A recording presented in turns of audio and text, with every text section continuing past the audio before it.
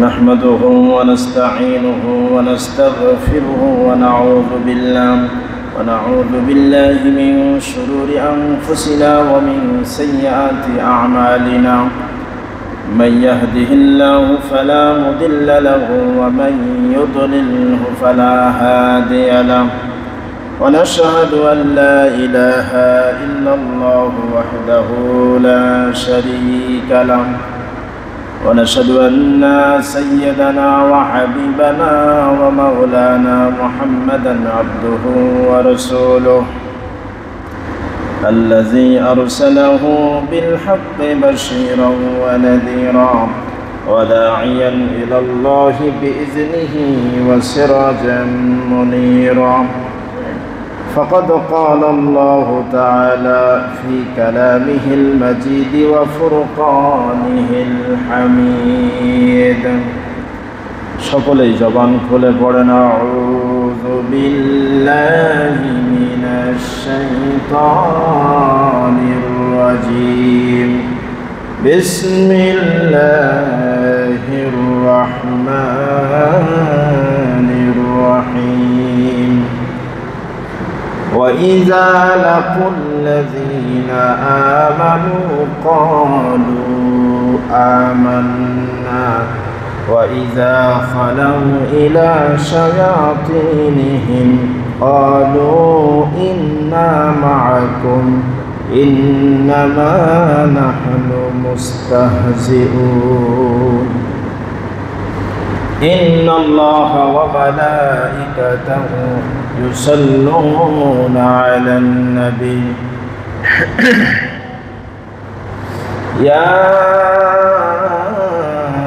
أيها الذين آمنوا صلوا عليه وسلموا تسليما.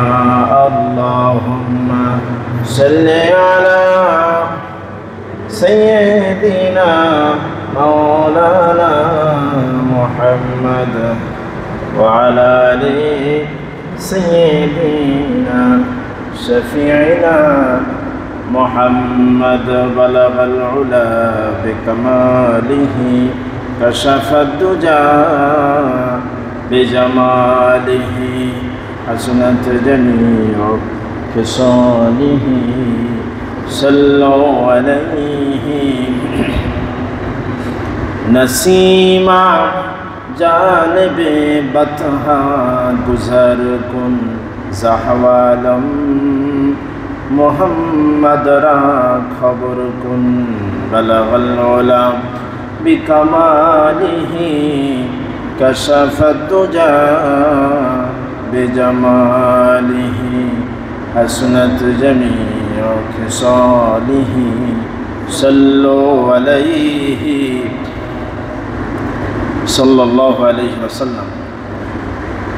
সম্মানিত মুসল্লিয়ান কিরাম, আল্লাহ সুবহানাহু ওয়া তাআলার দরবারে শুকরিয়া আদায় করছি যে আল্লাহ রাব্বুল আলামিন আমাদেরকে প্রতি জুমার ন্যায় আজকেও সালাতুল জুমা আদায় করবার উদ্দেশ্যে যথাসময়ে মসজিদে উপস্থিত হওয়ার তৌফিক দান করেছেন এবং আমাদেরকে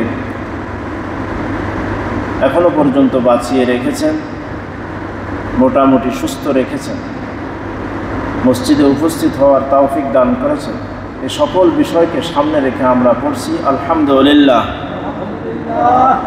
লক্ষ কোটি দুরুদ ও সালাম সৈয়দুল মুরসালিন ইমামুল মুরসালিন আশরাফুল আম্বিয়া মুহাম্মদ আরবি, যিনি আমাদের নবী, নবীদেরও নবী, শ্রেষ্ঠ নবী, বিশ্ব নবী, শেষ নবী মুহাম্মদুর রাসূলুল্লাহ সাল্লাল্লাহু আলাইহি ওয়াসাল্লামের প্রতি আল্লাহুম্মা সাল্লি আলাইহি আল্লাহুম্মা বারিক আলাইহি।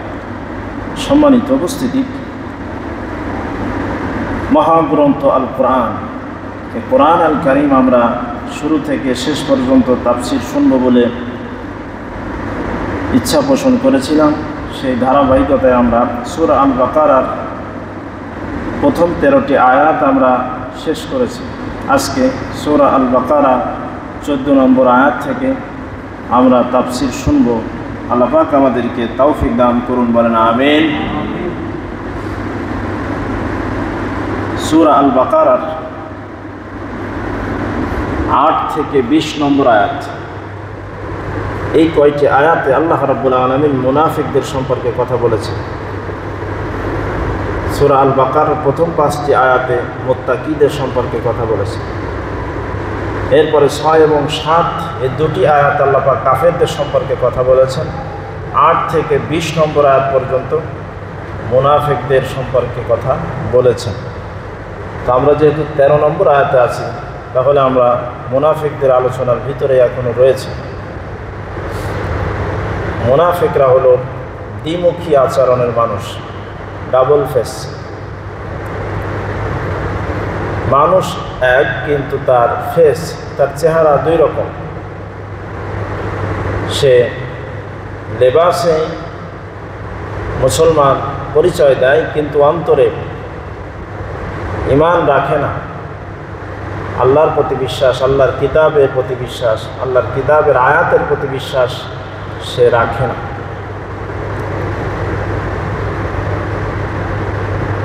তো এই ডাবল ফেস, এই মুনাফিকি আচরণ করতে আল্লাহ পাক নিষেধ করেছেন।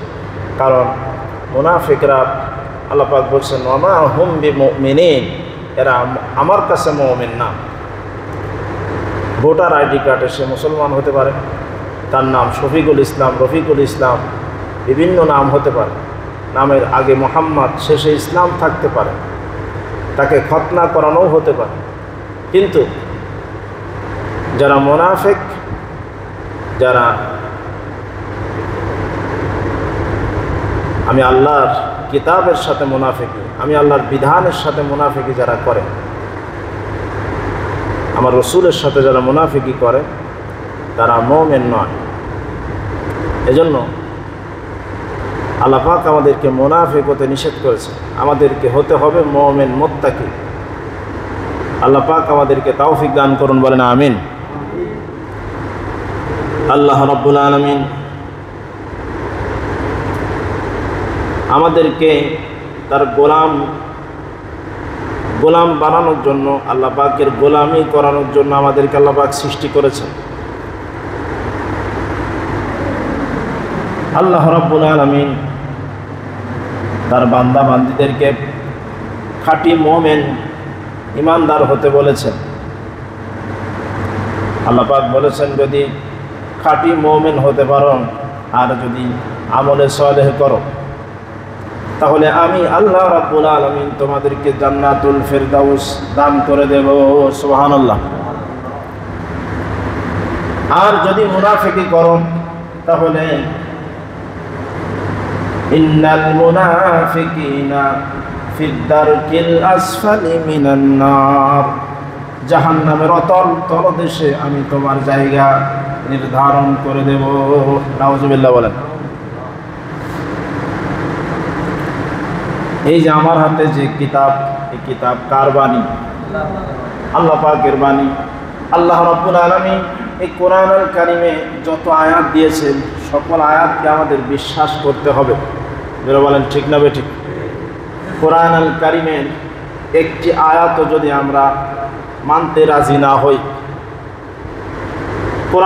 কোরআনুল কারীমের একটি শব্দ যদি আমরা মানতে অস্বীকার করি অথবা অবিশ্বাস করি, তাহলে যতই আমি নামাজ পড়ি না কেন, যতই রোজা রাখি না কেন, যতই হজ করি না কেন, যতই যাকাত দেই না কেন, কোরআনুল কারীমের একটি আয়াত যদি অস্বীকার করা হয়, একটি শব্দ যদি অস্বীকার করা হয়, কোটি কোটি মানুষের কাছে মুসলমান আমরা থাকলেও আল্লাহর কাছে আমরা মুসলমান থাকব না।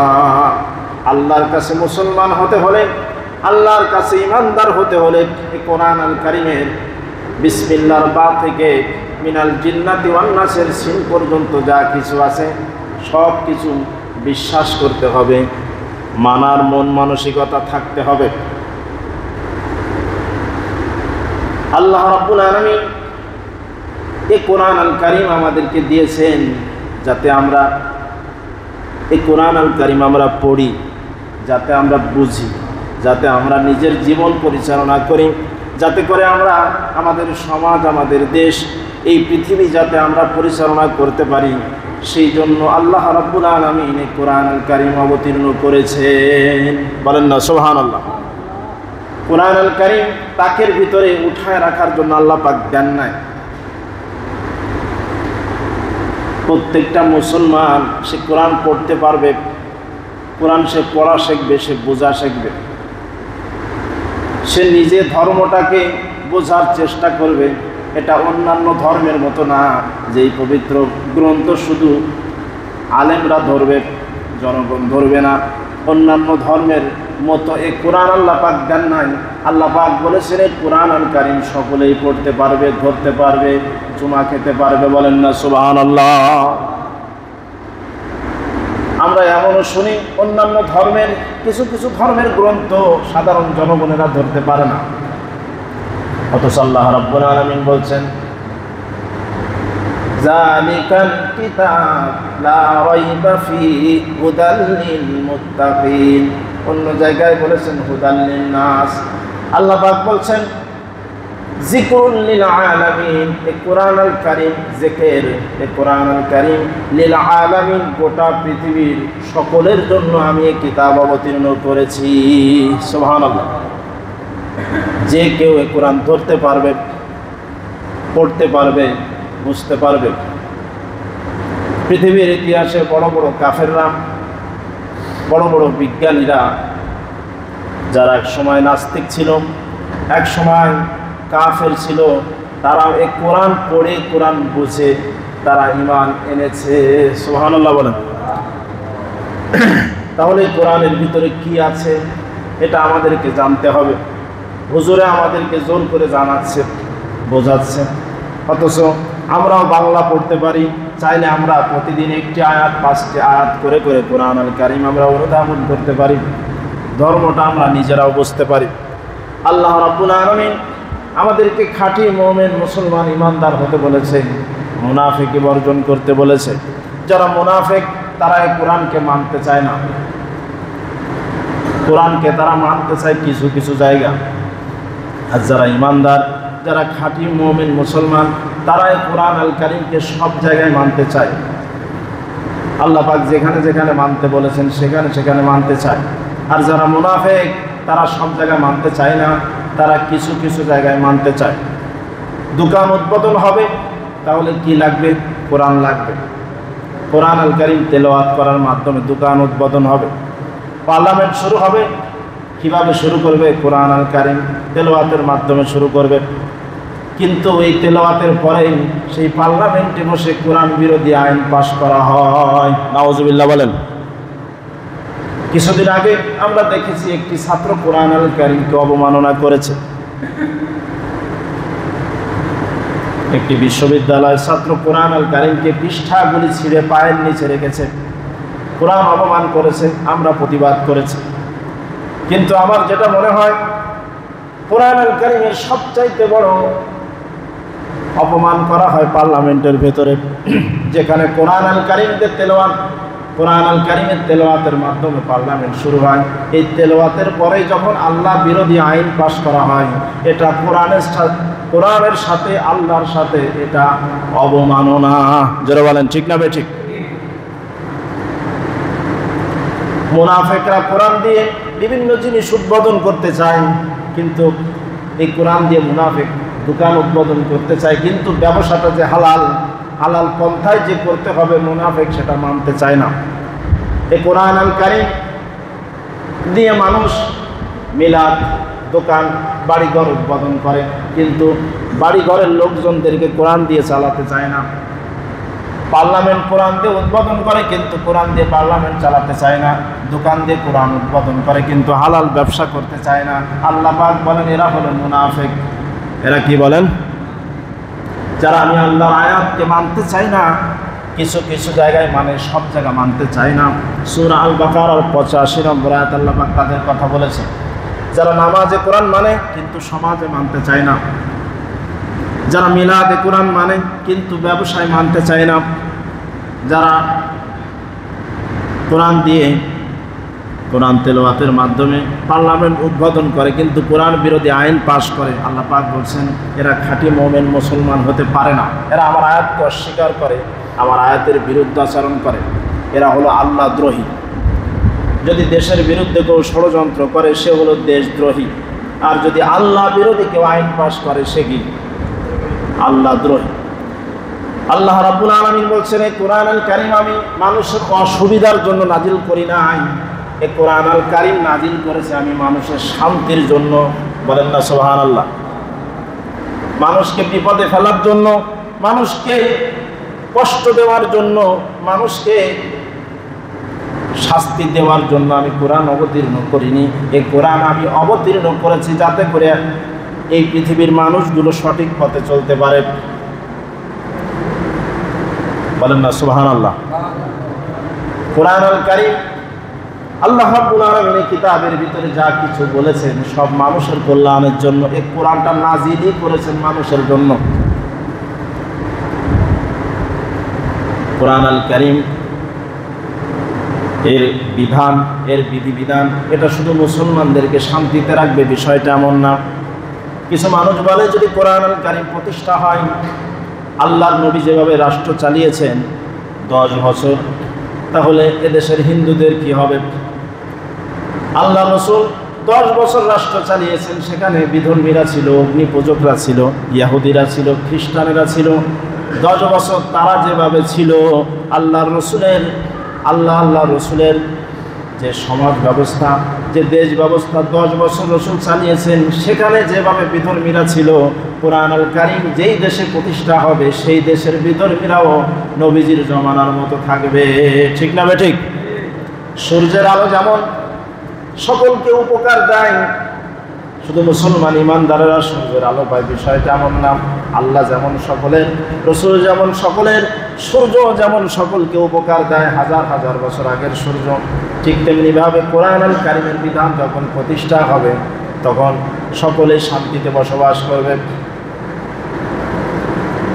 কিছুদিন আগে আপনারা দেখেছেন যে মেট্রো রেলের একটা বিয়ারিং প্যাড খুলে পড়েছে, রাস্তার উপর পড়লো, পড়ার পরে সেটা আবার ড্রপ খেয়ে আর একটা পথচারীর গায়ে লাগলো, সে মারা গেল। মেট্রো রেল বললো আমরা 5 লক্ষ টাকা দেব। কয় লক্ষ?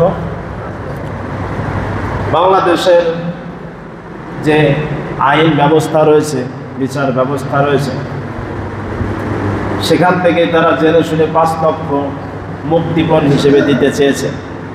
কিন্তু আল্লাহর যে বিধান, আল্লাহর যে সংবিধান, ইসলাম, যে ইসলাম আল্লাহর রসুল 10 বছর শাসন করে গেছেন, সেই ইসলামে একজন মানুষ যদি ভুলবশত হত্যা হয় তাহলে তার মুক্তিপণ 5 লক্ষ টাকা না।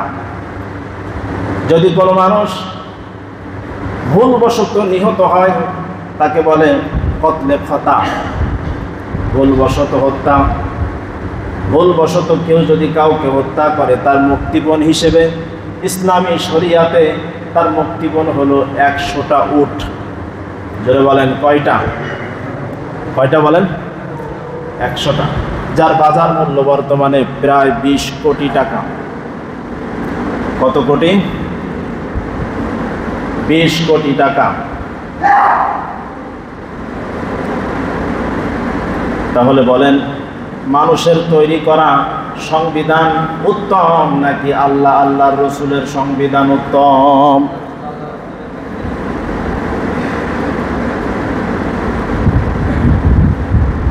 এখন বাংলাদেশ তো গরিব দেশ, এই 20 কোটি টাকা কে দেবে? কথার কথা, বাংলাদেশে শরিয়া কায়েম হয়ে গেল, ইসলামী আইন কায়েম হয়ে গেল, সংবিধান হলো মহাগ্রন্থ আল কোরআন। মেট্রো রেলের এই বিয়ারিং প্যাড খুলে পড়ে মানুষ মারা গেল। এখন এই 20 কোটি টাকা কে দেবে? রাষ্ট্র দেবে নাকি কে দেবে? এই 20 কোটি টাকা দেবে মেট্রো রেল কর্তৃপক্ষ, দিতে বাধ্য থাকবে। এবং এই বিয়ারিং প্যাড দুর্বল অচল বিয়ারিং প্যাড ক্রয় করতে যেই সমস্ত সচিবেরা সাইন করেছে সেই সমস্ত সচিবদের কাছ থেকে পেটের ভিতরে পাড়া দিয়ে টাকা আদায় করতে হবে। মেট্রো রেল কর্তৃপক্ষ এবং সচিবালয়ের যতগুলি লোক এই বিয়ারিংয়ের সাথে জড়িত সকলের পেটের ভিতরে পাড়া দিয়ে 20 কোটি টাকা আদায় করে তার পরিবারকে দেওয়ার ব্যবস্থা ইসলাম করে দেবে। সুবহানাল্লাহ বলেন। আল্লাহ রাব্বুল আলামিন বলেন, এই কোরআন আল কারীম আমি মানুষের শান্তির জন্য অবতীর্ণ করেছি। মানুষের দুর্দশা, মানুষের কষ্ট, মানুষ যাতে সুখে শান্তিতে থাকতে পারে, মানুষ যাতে চোরের ভয় না পায়, মানুষ যাতে ডাকাতের ভয় না পায়, সেজন্য আল্লাহ পাক এই কোরআন আল কারীম নাজিল করেছেন।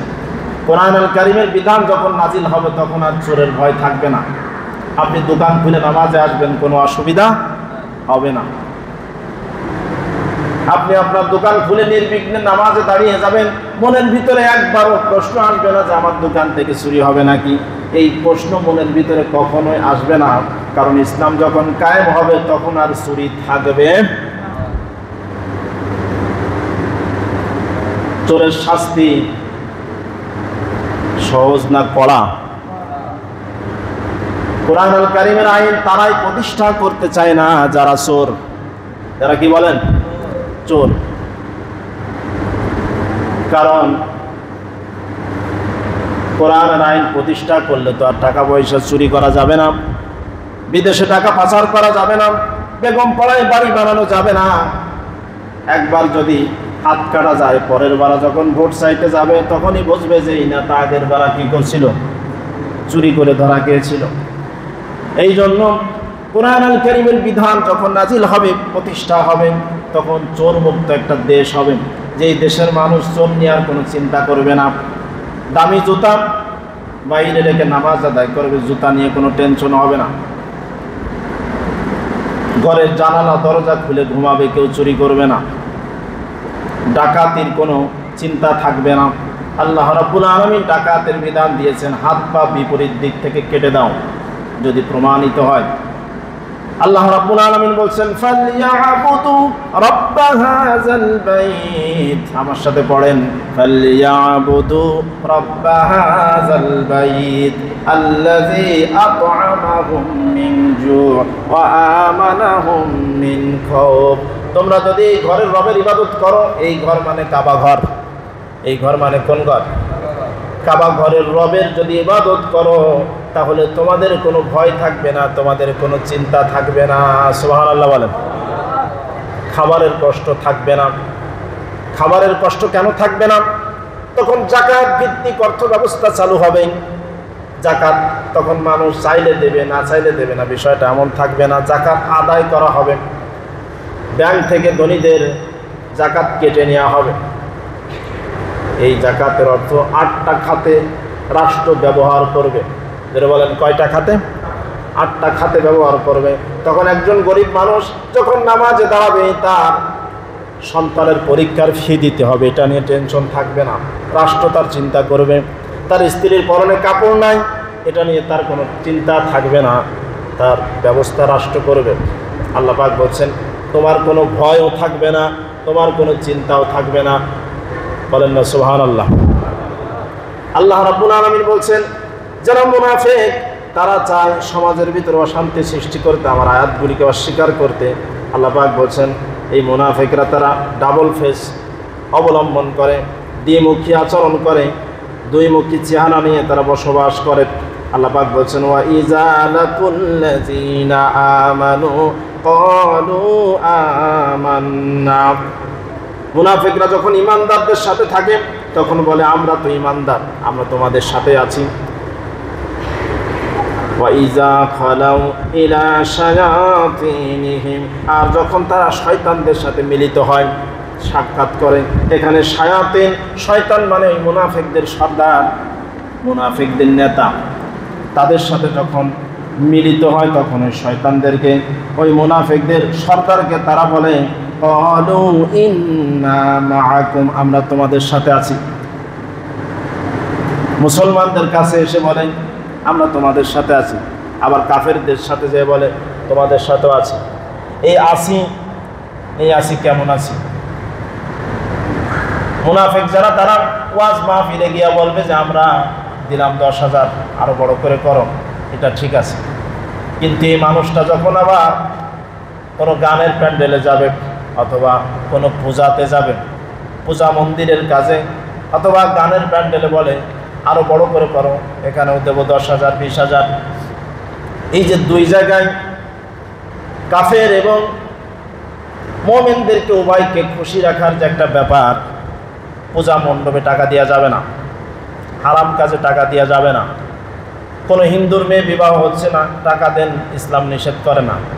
কোনো হিন্দু মানুষ, বিধর্মী মানুষ অসুস্থ, আপনি তার চিকিৎসা করিয়ে দিয়েছেন, অসুবিধা নাই। কিন্তু সে যে পূজা করবে, এই পূজা কেন্দ্রিক, পূজা মন্দির কেন্দ্রিক, মূর্তি কেন্দ্রিক একটা টাকাও দেয়া যাবে না।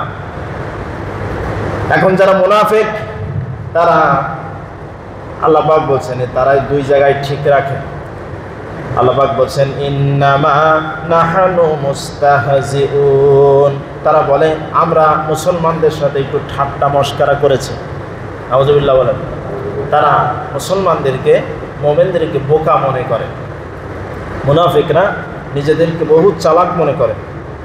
আল্লাহ পাক বলছেন আল্লাহু ইয়াস্তাহজিউ বিহিম ওয়া ইয়ামুদ্দুহুম ফি তুগয়ানিহিম ইয়ামাহুন। আল্লাহ পাকও তাদের সাথে মশকরা করছেন। তারা যেভাবে আল্লাহর সাথে, মুসলমানদের সাথে ঠাট্টা করছে, আল্লাহ পাক তাদের ওই একই ভাষায় তাদেরকে বলছেন যে আল্লাহও তাদের সাথে ঠাট্টা করছেন। ওয়া ইয়ামুদ্দুহুম, তাদেরকে ঢিল দিচ্ছেন। মুনাফিকদেরকে আল্লাহ পাক একটু ঢিল দেন, যাতে তারা মুনাফিকিটা একটু আরও বেশি করে করতে পারে। যেমন একজন চোর যখন চুরি করে তখন বলে আল্লাহ বাঁচাও, আল্লাহ বাঁচাও, বলে না? আর মালিককে বলে আল্লাহ একবার শুধু ধরায় দাও। যখনই আমাদের এখান থেকে সাইকেল চুরি হয়, জুতা চুরি হয়, মালিককে কি বলে? একবার যদি তারা কি পায়, আল্লাহ তার একটু পাওয়ায় দাও। আর জুতা চোর, সাইকেল চোর কি বলে? আল্লাহ শুধু পুরাতন বাজারটা একটু পার করে দাও। বলে না? বলে বলে আমরা অনুভব করছি। তো যে যেটা চায় আল্লাহ পাক তাকে সেই কাজেই তাকে অগ্রগতি দেয়, যাতে সে সেটা ভালো করে করতে পারে। আর শাস্তির ব্যবস্থাও রেখেছেন কে? আল্লাহ পাক। ফি তুগয়ানিহিম ইয়ামাহুন, আল্লাহ পাক তার সাথে সীমা লঙ্ঘনের যে ব্যাপার রয়েছে সেখানে আল্লাহ পাক তাদেরকে ঢিল দেয়, সুযোগ দেয়। সাথে সাথে আল্লাহ পাক অ্যাকশন নেন না। আমরা যেভাবে সাথে সাথে রিয়াকশন করি, আল্লাহ পাক সেভাবে সাথে সাথে শাস্তি বান্দাবান্দিদেরকে দেয় না। আল্লাহ পাক ঢিল দেন, সুযোগ দেন। যদি জীবনের কোনো একটা সময় সে ভালো হয়, তওবা করে, তাহলে জীবনের সকল গুনাহ মাফ করে দিবেন কে? আমাদের দয়া তো কম, আল্লাহর দয়া কম না বেশি? বেশি। আল্লাহ পাকের কত দয়া! পৃথিবীর কোটি কোটি কাফেররা আল্লাহ সুযোগ দিচ্ছে, খাবার খাওয়াচ্ছে, পানি পান করাচ্ছে। আল্লাহ পাককে অস্বীকার করে, আল্লাহর অবাধ্য হয়, আল্লাহ সম্পর্কে আজে বাজে কথা বলে, তারপরে আল্লাহ পাক খাওয়াচ্ছে, পান করাচ্ছে, চলতে ফিরতে দিচ্ছেন। আল্লাহ পাক কত মেহেরবান, কত না দয়ালু, বলেন না সুবহানাল্লাহ।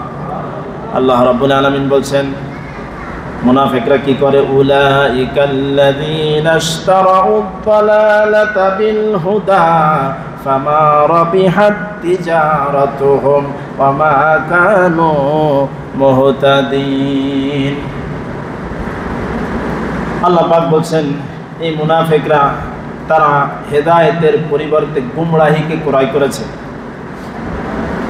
উলাইকাল্লাযীনা ইশতারাউদ দালালাতা, দালালা মানে গুমরাহি, বিল হুদা হেদায়েতের পরিবর্তে তারা গুমরাহিকে বেছে নিয়েছে। আমরা বেছে নিয়েছি হেদায়েতকে। এই জন্য আমরা পড়ি, আমার সাথে পড়েন, ইহদিনাস সিরাতাল মুস্তাকিম। আমরা হেদায়েত চাই। আমরা কি চাই? আর ওই মুনাফিকরা তারা হেদায়েতের পরিবর্তে গুমরাহিকে বেছে নিয়েছে। আল্লাহ রাব্বুল আলামিন বলছেন এই মুনাফিকরা তারা নবীজির সাথে শত্রুতা করত। তারা নবীজিকে নেতা হিসেবে গ্রহণ না করে তারা কাফেরদের সাথে সম্পর্ক করেছিল, কাফেরদেরকে নেতা হিসেবে গ্রহণ করেছিল, অর্থাৎ হেদায়েতের পরিবর্তে গুমরাহি। আল্লাহ রাব্বুল আলামিন সেই সমস্ত মুনাফিকদের সম্পর্কে বলছেন, আল্লাহ পাক বলেন সাতাজিদুনা আখারিনা ইউরিদুনা আইয়ামানুকুম ওয়া ইয়ামানু কওমাহুম। এই মুনাফিকরা তারা মুমিনদের কাছ থেকেও সুবিধা নিতে চায়, কাফেরদের কাছ থেকেও সুবিধা নিতে চায়। কিভাবে সুবিধা নেয়?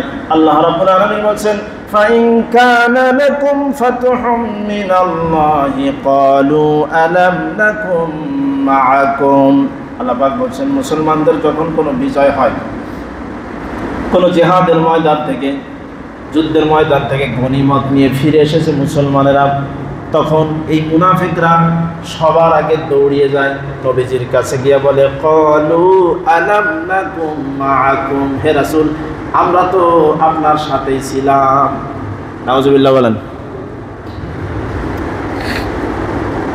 আল্লাহ রাব্বুল আলামিন বলছেন, ওয়া ইন কানা লিল কাফিরিনা নাসিবুন, আর যদি কখনো কাফেররা আংশিক বিজয় লাভ করে, নসিবুন মানে আংশিক, যদি কখনো কাফেররা আংশিক বিজয় লাভ করে, তাহলে ওই কাফেরদের কাছে যায় এই মুনাফিকরা বলে, ক্বালু আলাম নাস্তাহবিজ আলাইকুম ওয়া নামনাকুম মিনাল মুমিনিন। কাফেররা যদি আংশিক বিজয় লাভ করে, তখন এই মুনাফিকরা কাফেরদের কাছে গিয়ে বলে, আমরা তো তোমাদেরকে সাহায্য করেছি, সহযোগিতা করেছি, মুসলমানদের আক্রমণ থেকে তোমাদেরকে আমরা সংরক্ষণ করেছি, আমরা তোমাদেরকে তথ্য দিয়েছি, তোমাদেরকে আমরা মুসলমান মোমেনদের থেকে সেভ করেছি, তথ্য দিয়েছি, মুরগি দিয়েছি। স্বাধীনতার সময় মুরগি পাচার হয়েছে কি হয় নাই? মুনাফিকরা, যারা দেশ বিরোধী ছিল, তারা তথ্য পাচার করেছে, মুরগি সাপ্লাই দিয়েছে। এরা মুনাফিক, এরা দেশদ্রোহী। আল্লাহ রাব্বুল আলামিন বলছেন, এই মুনাফিকরা তারা কাফেরদের কাছেও গিয়া ভাগ চায়, মুসলমানদের কাছেও গিয়া ভাগ চায়, গাছেরটাও খায়, তলারটাও চায়। আল্লাহ রাব্বুল আলামিন বলছেন, এই মুনাফিকরা তারা জিহাদের ময়দানে, যুদ্ধের ময়দানে তারা যেত না, তারা বাড়িতেই থাকতো, বিভিন্ন অজুহাত দিত। রাসূলের কাছে যখনই যুদ্ধের দামামা বেজে যেত, উঁচু জায়গায় যখন ঢোল পিটানো হতো, যুদ্ধের দামামা যখন বেজে যেত, তখন ওই মুনাফিকরা নবীজির কাছে এসে বিভিন্ন অজুহাত পেশ করত। আমাদের হাত হলো দুইটা, ডান হাত, বাম হাত, আর একটা কি হাত? অজুহাত। তো কাফেররা, এই মুনাফিকরা এই অজুহাত ব্যবহার করত। যখনই যুদ্ধের দামামা বেজে যেত, মুনাফিকরা রাসূলের কাছে এসে বলতো, ইয়া রাসূলুল্লাহ আমার শরীরটা খারাপ। শরীরটা কি বলেন? খারাপ। আর একজন বলতো, ইয়া রাসূলুল্লাহ আমার যে ফসল পেকে গেছে। আর একজন এসে বলতো, ইয়া রাসূলুল্লাহ আমার মেয়ের বিবাহ দিতে হবে, এখন আমি যদি যাই তাহলে মেয়ের বিয়ে দেবে কে? বিভিন্ন জন বিভিন্ন অজুহাত দিত। আল্লাহ পাক সে কথা কোরআনুল কারীমে বলছেন, লাউ কানা আরাদান قريبا وسفرا قاصدا لاتبعوك ولكن بعدت عليهم الشقة। আল্লাহ রাব্বুল আলামিন বলছেন, তাবুক যুদ্ধের ঘটনা এখানে বলেছেন। তাবুক যুদ্ধের সময় ফসল পাকার সময় আর প্রচণ্ড গরম ছিল, যেতে হবে অনেক দূরে, শত শত মাইল দূরে, রোমানদের সাথে যুদ্ধ। আল্লাহ পাক বলছেন, তখন কি হবে? মুনাফিকরা বলতে লাগলো, লাউ কানা আরাদান করিবা ওয়া সাফারা, যদি সফরটা কাছে হতো, আর যদি যুদ্ধে যে বিজয়টা আমরা মুসলমানেরা বিজয়টা লাভ করব, সহজেই বিজয় লাভ করব, সফরটা যদি কাছে হতো, আল্লাহ পাক বলছেন, হে রাসূল তাহলে এই মুনাফিকরা তোমার সাথে যেত।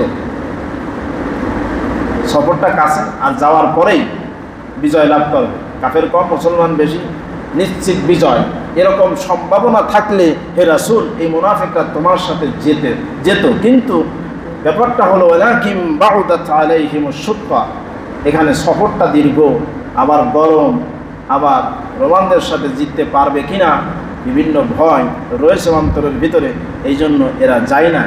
আল্লাহ পাক বলছেন, তারা তোমার কাছে এসে কসম খাবে। মুনাফিকদের একটা বৈশিষ্ট্য হলো বারবার কসম কাটা, কথায় কথায় কসম করা, নিজের মিথ্যাকে প্রমাণিত করার জন্য বারবার কসম খাওয়া, এক দুইবার না, বারবার। আল্লাহ পাক বলছেন, وسيحلفون بالله لو استطعنا لخرجنا معكم يهلكون أنفسهم والله يعلم إنهم لكاذبون আল্লাহ পাক বলেন এই মুনাফিকরা কসম করে তোমার কাছে বলবে, হে আল্লাহর রাসূল, আমাদের যদি সমস্যা না থাকতো আল্লাহর কসম আমরা বাড়িতে বসে থাকতাম না, আমরা আপনার সাথে অবশ্যই বের হতাম, কিন্তু আমাদের যে সমস্যা ছিল এই কারণে আমরা আপনার সাথে যেতে পারি নাই। আল্লাহ পাক বলছেন যে ইন্নাহুম লাকাযিবুন, এরা হলো মিথ্যাবাদী। এরা কি বলেন? মিথ্যাবাদী। আল্লাহ পাক মুনাফিকদের সম্পর্কে বলেছেন যে মুনাফিকরা রাসূলের সাথে শত্রুতা করত, জিহাদের ময়দানে যেতে চাইতো না, আবার যদিও যেত একবারে সবার পিছনে থাকতো। হাজার হাজার যেখানে সাহাবী, শত শত সাহাবী, মুনাফিকের এই গোষ্ঠীটা, এই গ্রুপটা সবার পিছনে থাকতো। যদি দেখতো যে সামনে কোনো হামলা হয়েছে বা সামনে কোনো দৌড়দৌড়ি শুরু হয়েছে, তাহলে পিছন থেকে ওই মুনাফিকগুলি ভেগে যেত। যে কথা বলেছেন কে? আল্লাহ পাক। আবার যখন যুদ্ধের ময়দান থেকে নবীজি ফিরে আসতো তখন এই মুনাফিকরা সবার আগে যেত, যে বলতো, ইয়া রাসূলুল্লাহ, গনিমতের ভাগটা আমাদের দিয়ে দেন, আমরা যে আপনার ক্বালু আলাম নাকুম মাআকুম, আমরা আপনার সাথে ছিলাম, আমাদেরকে দেখেছেন তো? নাউজুবিল্লাহ বলেন। অর্থাৎ জিহাদের সময় পিছনে আর গনিমতের ভাগের সময় কি আগে। আল্লাহ রাব্বুল আলামিন বলছেন এই মুনাফিকরা হেদায়েতের পরিবর্তে গোমরাহি ক্রয় করেছে। তারা আমার রসুলকে সমর্থন দেয় নাই, তারা আমার রসুলকে শক্তিশালী করে নাই, তারা আমার রসুলের ক্ষতি করেছে, তারা ইসলামের ক্ষতি করেছে, তারা মুসলমানদের ক্ষতি করেছে। এই জন্য যুগে যুগে যারাই মুনাফিকি করবে এই মুনাফিকদেরকে আমি জাহান্নামের অতল তলদেশে রাখবো। নাউজুবিল্লাহ বলেন। আল্লাহ রাব্বুল আলামিন বলছেন আর মুমিন যারা, তারা হেদায়েতের পরিবর্তে গোমরাহিকে ক্রয় করে না, বরং গোমরাহির পরিবর্তে তারা হেদায়েতকে ক্রয় করে। সুবহানাল্লাহ বলেন। আল্লাহ পাক বলেন, আল্লাহ পাক কি বলেছেন? ইন্নাল্লাহা আশতারা মিনাল মুমিনিনা আনফুসাহুম ওয়া আমওয়ালাহুম বিআন্না লাহুমুল জান্নাহ। আল্লাহ পাক বলেন, নিশ্চয় মুমিনরা তাদের জান এবং মালের বিনিময়ে, তাদের ধন সম্পদ এবং জীবনের বিনিময়ে তারা আমি আল্লাহর জান্নাতকে ক্রয় করেছে। সুবহানাল্লাহ। আল্লাহ পাক আমাদেরকে জান্নাত দিবেন, এমনি এমনি দিবেন নাকি কিছু নিবেন? নিবেন। আল্লাহ পাক বলছেন ইন্নাল্লাহা আশতারা, নিশ্চয় আল্লাহ বিক্রি করেছেন, মিনাল মুমিনিনা, মুমিনদের কাছে, আনফুসাহুম, তাদের জীবন, ওয়া আমওয়ালাহুম, তাদের যে ধন সম্পদ, এই দুটির বিনিময়ে আল্লাহ পাক বলছেন বিআন্না লাহুমুল জান্নাহ, আমি আমার জান্নাত তাদেরকে দান করব। সুবহানাল্লাহ বলেন। অর্থাৎ আমি আমার জীবন এবং ধন সম্পদ যদি আল্লাহর পথে পরিচালনা করি, আমার জীবনটাও আল্লাহর রাস্তায় চালালাম, আমার ধন সম্পদ সন্তান সন্ততিও আল্লাহর পথে চালালাম, তাহলে আল্লাহ পাক বলছেন আমার জান্নাত তোমাকে আমি তোমার জন্য দিয়ে দিলাম। বলেন না সুবহানাল্লাহ।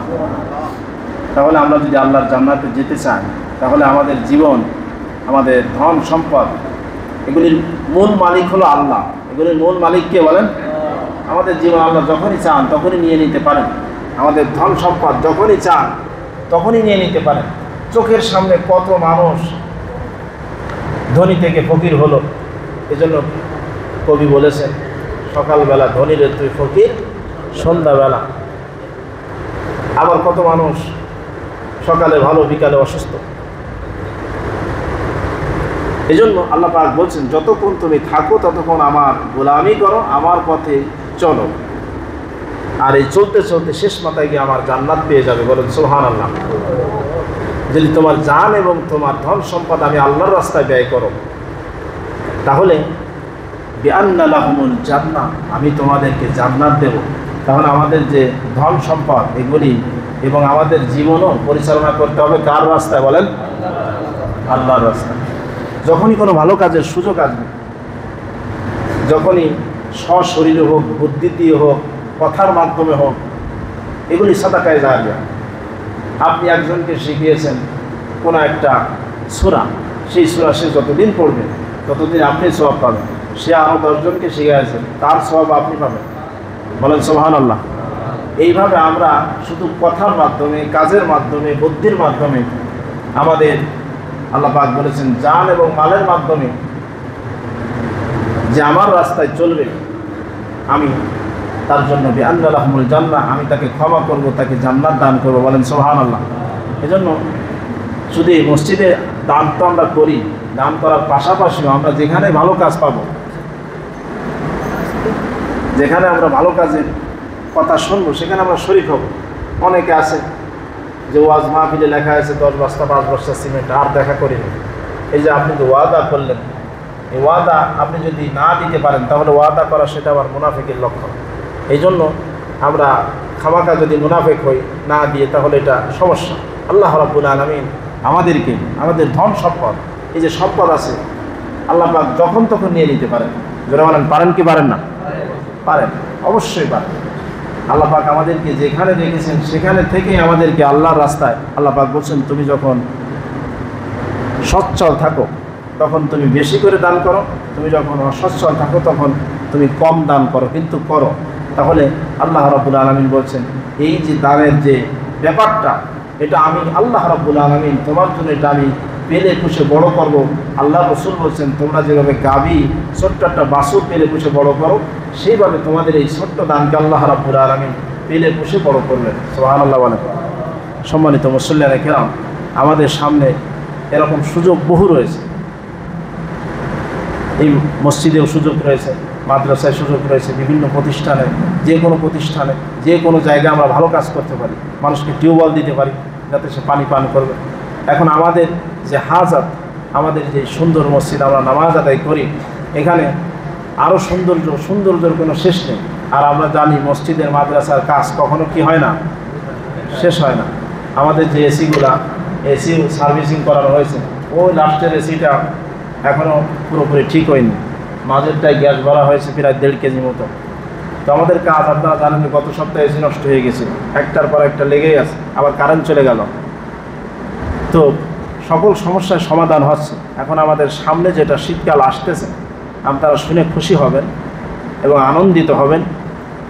আমাদের যে টাইলসের ব্যাপারে আমরা গত সপ্তাহে বলেছিলাম যে একটা জায়নামাজের পুরো মসজিদের টাইলস যখন বদলানো হবে, এগুলো আমাদের সম্মানিত আকিব সাহেব যিনি করেছিলেন তিনি তো সওয়াব পেয়েছেন। এখন আমরা যদি এখানে কিছু সংযোজন করি, আমরাও সওয়াব পাবো না?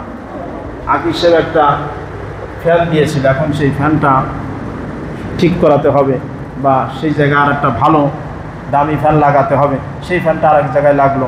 এই যে আমরা সংযোজন হলাম, তাতে আমরাও সওয়াবের একটা অংশ পেলাম। আর তিনি যেভাবে করে রেখে গেছেন সেইভাবে যদি আমরা রেখে দিই তাহলে আমাদের সওয়াবটা আসবে কীভাবে? এই আমাদের সওয়াবটা যদি আমরা নিতে চাই, তাহলে এখানে যে সুন্দর রয়েছে আরও সুন্দর করার লক্ষ্যে আমরা একটা যে জায়নামাজ বলেছিলাম হয়ে যাবে। আমাদের দরকার 5 লক্ষ টাকা। যারা বলেন কয় লক্ষ? 5 লক্ষ। অনেকেই মনে করতেছেন যে ব্যাংকে যে টাকা আছে সেই টাকাগুলি কি নষ্ট হয় কি না। যদি আমরা কোনো ভালো কাজ শুরু করি, সেটায় সাহায্য করবে কে? যারা বলেন কে? আমি দেখি নাই যে কোনো ধর্মীয় কাজে বা ভালো কাজে সেই কাজটা শুরু হয়েছে অথচ মাঝপথে থেমে গেছে, আমি দেখি নাই। শুরু যেটা হয়েছে সেটা শেষ হয়েছে। বলেন আলহামদুলিল্লাহ। এই টাইলস লাগবে মাত্র 5 লক্ষ। তো এই 5 লক্ষ টাকা আমরা বলেছিলাম একজন যদি আমরা দিই একটা জায়নামাজের মতো 2500 থেকে 3000। তো গত বছরই আমাদের কামরুল টেইলার্স, কামরুল ভাই, তিনি 2টো টাইলস 5000 টাকা দিতে চেয়েছিলেন এবং সেটা লেখা আছে। আল্লাহ পাক কামরুল ভাইয়ের এই মনের ইচ্ছাকে কবুল করুন, বলেন আমিন। তাহলে কামরুল ভাই দেখলাম 5000। এরপর 2 নম্বরে কিছুদিন আগে আমাদের এই সমাজ থেকে ইন্তেকাল করেছিলেন ওয়াহিদুজ্জামান দীপু ভাই। তাকে কেন্দ্র করে তার পরিবার দিতে চেয়েছে 20,000 টাকা। বলেন আলহামদুলিল্লাহ। তারপরে মনিরুজ্জামান এবং আলহাজ নুরুজ্জামান কনক এবং সোহেল ভাই, এই পরিবারের পক্ষ থেকে এই টাইলসের জন্য টাকা তারা দিতে চেয়েছে 3 লক্ষ। বলেন আলহামদুলিল্লাহ। আল্লাহ পাক তাদের এই মনের ইচ্ছা কবুল করুন, বলেন আমিন। তাহলে 3,25,000 হয়ে গেছে। আমরা আস্তে আস্তে এগোবো এখন আপনাদের ভিতরে যারা রয়েছেন, আজকে আমরা পুরো কালেকশন করবো না, 2-1 জন বলেন, আর আগামী সপ্তাহে আমরা আবার লেখব। হায়দার আলী 5,000 টাকা, আল্লাহ পাক কবুল করুন, বলেন আমিন। 5,000 আমরা 2-1 মিনিট কালেকশন করে আগামী জুমাতে আমরা আবার করবো ইনশাআল্লাহ। বলেন 3,000 মফিজুল হক, 3,000 আল্লাহ পাক তার ইচ্ছা কবুল করুন, বলেন আমিন।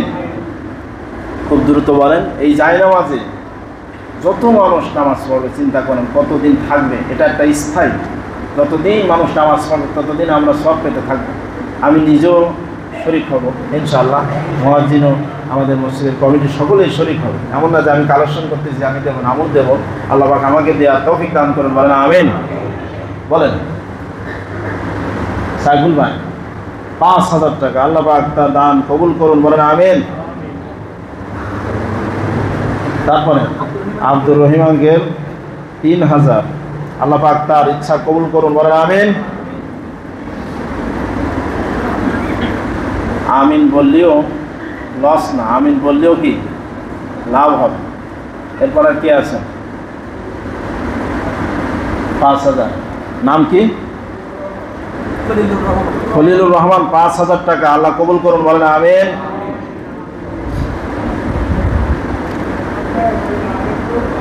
তারপরে ঠিক আছে, তাহলে আজকে 20 বেজে গেছে। এই কাজ তো এটা একটা দীর্ঘমেয়াদী কাজ। আমরা আজকে যা হয়েছে, আগামী জমাতে আপনারা মনের ভিতরে রাখেন, এর ভিতরে বলবেন। টাকা পয়সা কোনো না কোনো কাজে চলেই যাবে। আমরা যদি কৃপণতা করি, আল্লাহ পাক একটা সমস্যা দিল, একটা রোগ দিল, সে টাকাটা চলে গেল, যেতেই পারে। এই জন্য আমরা আজকে যারা এখনও নিয়ত করতে পারি নাই, অনেকে আছে যে স্ত্রীর কাছে জিজ্ঞেস করে আসতে হবে, এরকমও যারা রয়েছেন, আমরা জিজ্ঞেস করে আসার সময় আপনাদেরকে দিলাম, কোনো অসুবিধা নেই। আমরা আগামী সপ্তাহে ইনশাআল্লাহ বাকি কাজ সম্পন্ন করবো। আল্লাহ পাক আমাদেরকে তৌফিক দান করুন, বলেন আমিন। যারা সুন্নাত পড়েন না সুন্নাত